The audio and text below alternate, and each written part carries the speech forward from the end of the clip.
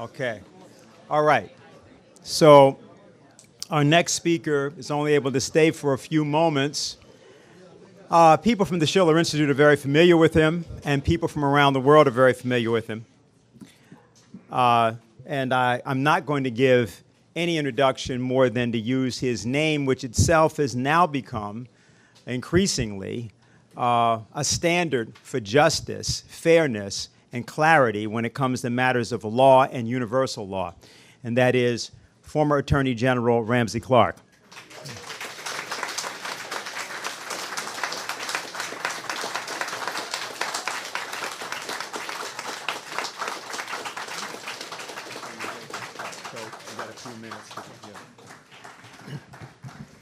Thank you, Dennis. And wonderful audience. It's good to see you on a notable day when ceasefire has been declared in Syria in a struggle that's not been adequately noted by the world. And the Lord willing will hold. I've been going to Syria every year, more than once usually, for probably 10 years now. And you've never been able to get through, you drive in from Lebanon. You've never been get through customs on both sides without hearing artillery in the distance, which means it's very close to Damascus, the border being not 50 miles from Damascus, and the artillery closer to the place where the highway enters Syria from Lebanon, less than that. So peace may be coming to that part of the Holy Land, as some call it, after a long and too often unnoticed, unremembered, deadly struggle. The history of Damascus is almost a history of Western civilization.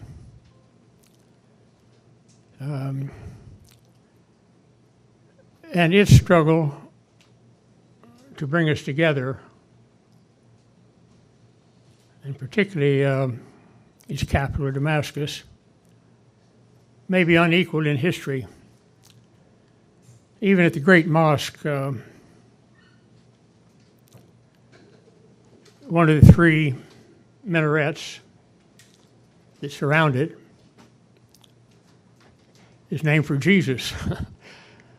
You can go to a lot of mosques, and you'll never find a minaret named for Jesus that I've been able to discover, except at this 700 or 800-year-old. Well, the site is as a religious site is even older than that, because many of the early Christian leaders, St. John among others, are buried there.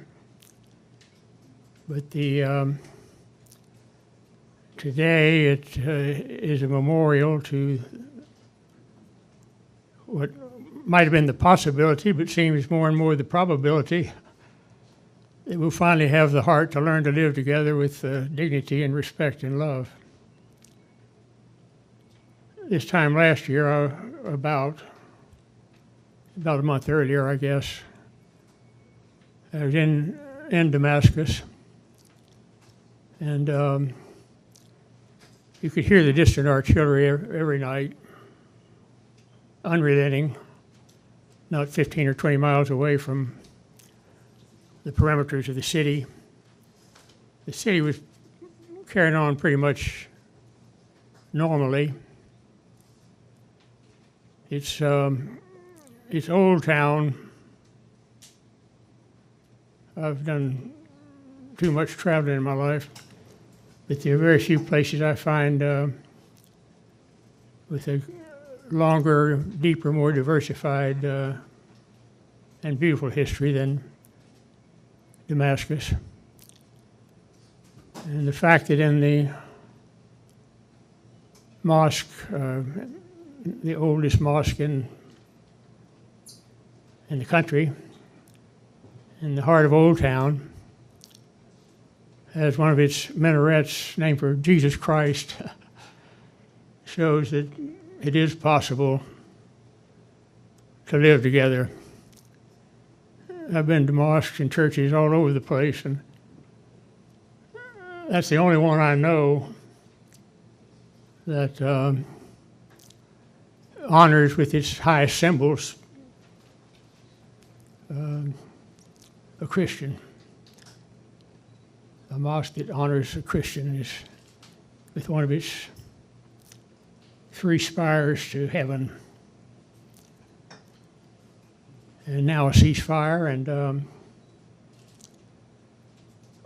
hopefully peace for a country that has suffered far more than we've been informed. Every day, violence. And in all this time, you couldn't get from the border on the southern edge of Lebanon and the southern edge of Syria to the capital without hearing distant artillery fire. We've been pretty lucky here in this country. You've got to live near a artillery base to hear artillery fire, and I doubt if there are more than a few thousand people in the country living in such a location. But at the heart of this great old city, where one mosque of 3, or rather one minaret of 3, at the great mosque, honors a Christian. As I said, John the Baptist. Reaching out, caring, and understanding that if you have to resort to violence to have your way, whether your way happens to be right or wrong, generally both sides believe their way is right. Not always, but and then there's some countries where the people are so busy with material things that they don't even pay attention to whether it's right or wrong. They're looking more to stock market reports than they are the international news on violence or on the U.S. military budget. Did you ever wonder what we could have done with our military budget if we had applied it to infant mortality? The numbers of babies, infants that needlessly die in 2/3 of the world or more, maybe 4/5, it's staggering. And how are people aware? That's part of the problem, probably a major part of the problem. The greater part is the people feeling helpless. What can I do, you know? And besides that, I got priorities. I got kids to feed, and mortgages to pay, and football games to watch. But the times are changing. I'm an optimist. I've been accused of being able to walk off the edge of the planet, and you'll hear me singing as I fade into the distance, "We shall overcome." I believe it. No matter how bad things get, I'll believe it, because I don't think if you don't believe it, you can be a part of the solution. But you'll be a part of the problem. And we all have an obligation to stand up on the issue of peace. Our military budget represents a tragic assault on human dignity and diverted to infant mortality could save millions of lives of our most precious citizens. Save the babies.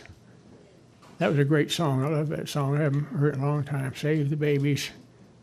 Who's the guy that sang it with his voice cracking? Anybody remember? Save the babies. No one's old enough. Okay, just me. How embarrassing. Y'all ought to read more history, you know. That's embarrassing. You don't know who wrote the song Save the Babies? It's a good song. It's a good tune. And you can tell it's a good moral. At least I think so. So if we'll all remember that we're failing to save the babies. I travel to places where misery is greatest. Not smart enough to go to Paris, except passing through.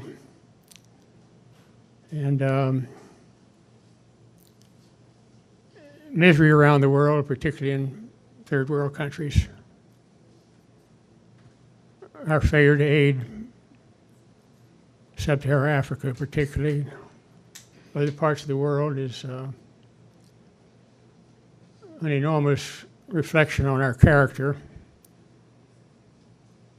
because the priorities of our government, if we're a democracy, reflects the priorities of we the people. And I would hope our priority would be probably number one, save the babies. Peace involves saving the babies too, you know. Those babies grow up and get killed, or some of them don't even grow up. They get killed in the hospital or at home when the bomb falls where they were untimely born.